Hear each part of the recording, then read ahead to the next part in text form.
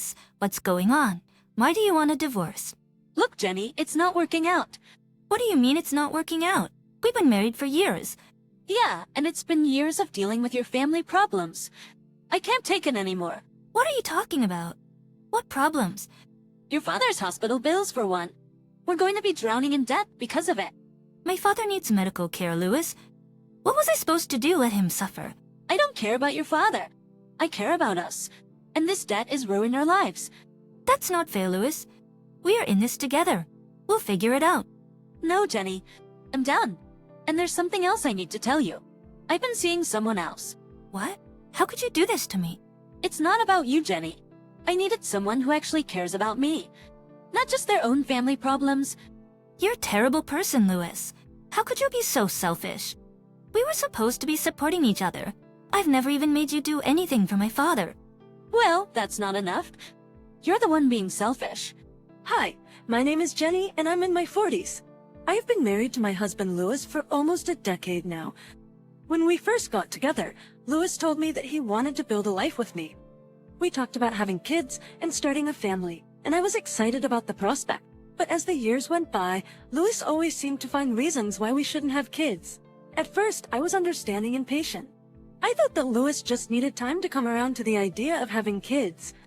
But as the years passed, I began to feel more and more frustrated and resentful. I'd always wanted to be a mother, and it felt like Louis was depriving me of that opportunity. Finally, I decided to confront Louis about his reluctance to have kids. I was tired of feeling like I was missing out on something that was so important to me. That's when Louis dropped a bombshell on me. He told me that he didn't want kids because he was afraid that he wouldn't be able to take care of them properly. He blamed my father for that. He's often unwell and lived close by, so we could take care of him. Louis said that a baby would put a lot of pressure on us, and taking care of my father had already been a lot. I was shocked and hurt by Louis's words. I couldn't believe that he would use my father's illness as an excuse not to have kids. I loved my dad, and I was happy to take care of him. And I had never asked Louis to support my dad financially or do anything more than just call a handyman for him once in a while. I found Louis's excuses really lame. We had had many fights regarding this problem. He had always been a brilliant engineer, but ever since he fell ill, he retired to his home and spent most of his time writing. I didn't know what he was writing about, but he seemed to be working on it day and night. As his condition worsened, I spent more and more time taking care of him. It was exhausting, but I loved my father and I was happy to do it. But I couldn't shake the feeling that there was something strange about his occupation. It was like he was keeping a secret, but I could never figure out what it was. One day in the middle of the night, my father called me and asked to be taken to the ERA. I rushed to his house and brought him to the hospital. It was one of the scariest moments of my life. We spent the next few hours there, making sure that all the needed tests were done. It was heartbreaking to remember how easily I could have lost him like that, but it also made me realize how much I loved him and how much I wanted to be a mother. I knew that I would do anything to take care of my child, just like I was doing for my father. Then I thought of Louis. I left him home and didn't even bother to wake him up because I thought he needed sleep. Plus, he had always been so grumpy whenever I asked him to help with anything related to my father anyway. As I was waiting at the hospital for them to check up on my father, I realized that I had mistakenly grabbed Louis's phone instead of my own because they had very similar models. I didn't have much to do, so I decided to use his phone to pass the time. I started scrolling through his messages and saw that he had been texting one of his friends from work. Louis had been complaining to his friend about how much of a burden my father felt to him. He had been saying that it was his responsibility and that I should be taking care of him on my own. I felt hurt and angry. I couldn't believe that he had been talking about me like that behind my back. I wanted to confront him, but I knew that it wouldn't do any good. He would just get defensive and make excuses. Just when I thought I couldn't get any worse, a notification popped up on the screen. It was a very strange message from an unknown person. The message seemed really suspicious. It read, "What are you doing?" as if they knew who my husband was and were used to talking to him in the middle of the night. I was petrified. What could this text mean? Is he cheating on me? I was clouded by negative thoughts, but my father needed me. I decided to ignore it and focus on my father. Luckily, there were no serious problems with my father. However, his hospital fees were quite high and I took him home with a restless mind. I knew that I had to figure out a way to pay for everything, but I didn't want to burden Louis with it. He had enough on his plate with work and his own responsibilities. When I got home, Louis was still sleeping. I gently got on the bed so I didn't wake him up. I also left his phone back where I found it. I lay there for a while, listening to his breathing. I felt such a huge wall between us with the messages that I had seen that day. The next day, Louis complained to me about a strange number that kept texting him romantically. He thought it might have been a mistake. He showed me the text, and they were from the same person that I saw on his phone the day before. There was one message in the morning that read, "How did you sleep?" And then I watched as Louis deleted them both from his phone. I could see that he was genuinely confused and uncomfortable with the situation. I breathed a sigh of relief and told him that it was probably just a wrong number. We laughed it off and went about our day. But I couldn't shake the feeling that something was off between us. As the week went on, I found myself becoming more and more distant from Louis. I kept feeling like he was hiding something from me, even though I knew that he wasn't cheating. But I had bigger problems to be concerned with: my father's medical bills. I asked Louis if he could help with it. Despite feeling terrible about it, I told Louis how I only needed his help for a while before I could sort it out myself, and he said that he wanted to look into the finances of the family. But at the same time, I felt like I was being too lenient. He was my husband, yet I felt the need to beg for his help. I knew something was seriously wrong with our relationship, but since I had so much on my plate already, it was difficult for me to process anything. However, just a week later, things took a turn for the worse. While I was at work, a lawyer called me up. My hands started to shake as the lawyer said that my husband had filed for divorce and moved out of the house that morning. It felt like my world had crumbled beneath me. I couldn't believe that Louis had done this. I thought that we had a good life together. Even when we had disagreements, I had never thought of divorce. But apparently he had been feeling differently for a while. I was shocked and called my husband, thinking it was all just a terrible mistake. He picked up the phone and answered with the coldest tone I had ever heard from him. Louis, what's going on?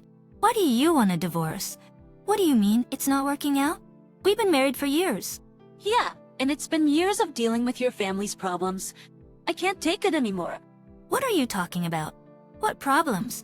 It's your father's hospital bills. For one, we're going to be drowning in debt because of it. My father needed medical care, Louis. What was I supposed to do? Let him suffer? I don't care about your father. I care about us, and this debt is ruining our lives. That's not fair, Louis. We're in this together. We'll figure it out. No, Jenny. I'm done. And there's something else I need to tell you. I've been seeing someone else. What? How could you do this to me? It's not about you, Jenny. I needed someone who actually cares about me, not just their own family problems. You're a terrible person, Louis. How could you be so selfish? We were supposed to be supporting each other. I have never even made you do anything for my father. Well, that's not enough. You're the one being selfish. Then he hung up on me. I went home that day feeling numb. When I opened the door, I was still hoping that maybe Louis had changed his mind and would be there waiting for me. But instead, I found that all of his belongings had already been moved out. It was like he had never even lived here. I started to panic once again, wondering where he had gone and why he could have left me for another woman. I tried to call him again, hoping that he would think differently this time, but instead, a woman answered the phone. Hello. Who is this? This is Sarah. This is Louis's wife. Where is he? What's going on?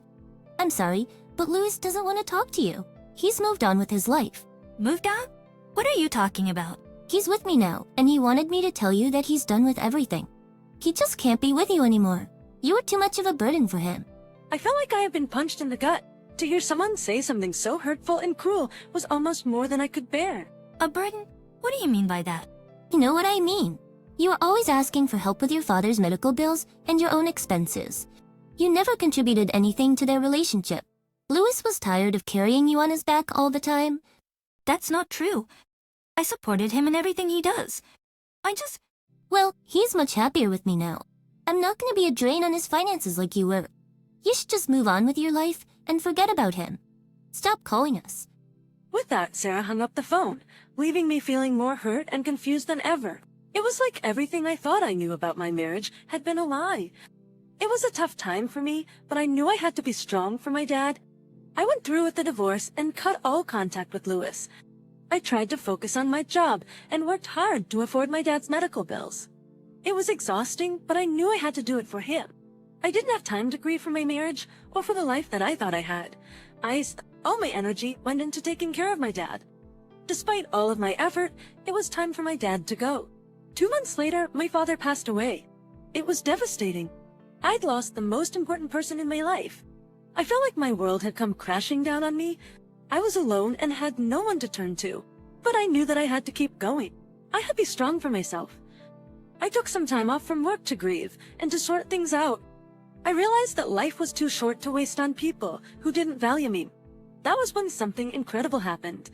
It wasn't until I was going through my father's belongings after his passing that I discovered something that shocked me. In his will, I found out that my father was actually an engineer working on a government project.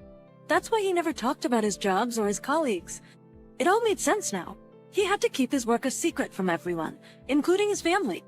I couldn't believe that my father had such an important role in the government. It was like he was a completely different person to me now.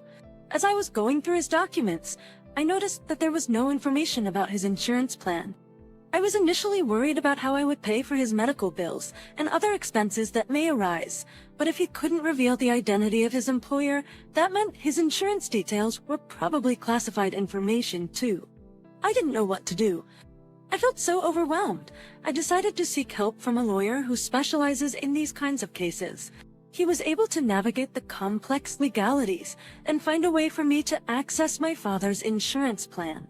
And to my surprise, my father had left me a large sum of money from his insurance plan along with his properties as my inheritance. The total amount was close to 1.2 million. I couldn't believe it. It was more money than I had ever seen in my life. I was grateful for the financial security, but it was bittersweet. I wished my father were still alive and that we could have been able to enjoy this together. Despite the loss of my father, I knew that he would want me to use the money to start a new life. It was time to move on from the past and create a new future for myself. With the inheritance, I was able to buy a new house in a different city, one that I had always dreamed of living in. I used some of the money to pay off any debts that I had and invested the rest into a business venture that I had been considering. Most importantly, I used the money to start an adoption application. One of my biggest dreams was still becoming a mom. I was determined to start afresh and leave my past behind. However, a few months into my new life, Louis suddenly reappeared. He came to my house begging for my forgiveness. He claimed that he realized his mistake and that he wanted to make things right. He even brought flowers and gifts trying to win me over. I immediately kicked him out of my house and called the cops on him. I didn't want anything to do with him anymore. And with that, I moved on with my life, living comfortably and happily as desired. I can't wait for what the future holds and for my own little family.